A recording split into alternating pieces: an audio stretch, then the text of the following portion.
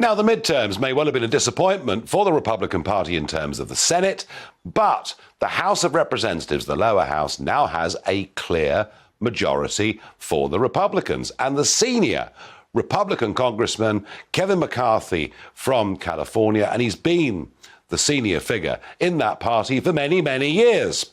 He's been endorsed again today, quite vociferously, by Donald Trump. And yet, despite the fact there's a majority, the Republican congressmen and women are not voting for Kevin McCarthy. He's falling 20 votes short. There have been 4 votes already. This is already the most protracted process for Speaker. And remember, Speaker in America is a very, very big deal. What the hell is going on? Why on earth are Republicans fighting Republicans in this way? Well, joining me, Bob McEwen, who was a congressman from Ohio. And interestingly, Bob, and welcome to the program. Interestingly, you were someone that knew the late President Reagan. Reagan used to say, didn't he, never turn on a fellow Republican. Please tell us, Mr. McEwen, what the hell is going on? Well, Nigel, great to be with you. And you understand, in the parliamentary system, there's usually more unity. And in the congressional system, they're pretty much individual actors. But we like to get together at the end. But what happened with Kevin, who has been a majority leader or been the Republican leader in and out for the last decade or so, he made some permanent enemies. And he just literally shut them out. And lo and behold, he thought he was going to win by a landslide, which many of us thought would happen. He would have a 40 or 50 vote margin, and he would be in good shape. But lo and behold, when it came down to he's only got 4 or 5 votes to win, then these folks that he's been planting these seats have begun to reap their fruit. And they said, fine, you've mistreated us for a decade. Watch this. And so it's kind of a back and forth, and it'll sort itself out. As Churchill said, democracy, worst form of government except all the others. And so as we watch it, it's frustrating for a bit, but nevertheless, I think it'll resolve itself.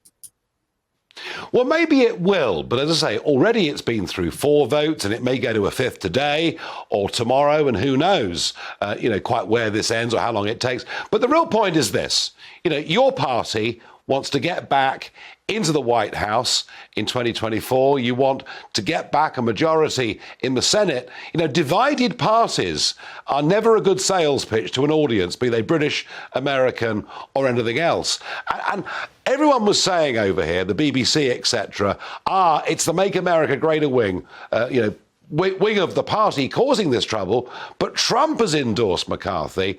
Isn't this doing the image of the Republican Party, isn't it doing it huge harm? In the short run, I think it is. It's not a good thing, and like watching the making of sausage, it's always a little bit frustrating. But also, it's important to stick by principle. And Nigel, there's no better example on the planet than yourself. And as you for years stood for what was right, and lo and behold, when the moment came, there came with a thunderclap. And there are folks that believe the time has come, and Mr. Trump was a part of it. And yet, in his efforts to lead, he tried to accommodate some folks, and in the process, they turned on him. And what the Freedom Caucus is saying: look, let's do it right. Let's not do it halfway. Let's do it right. And this idea, we just passed a $1.7 trillion budget for the next 10 months, and not a single member of the Congress saw it.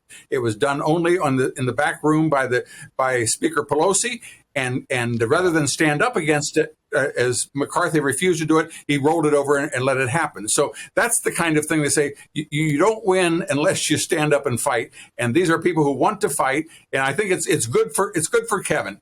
If he wins this thing, I think he'll be stronger for it.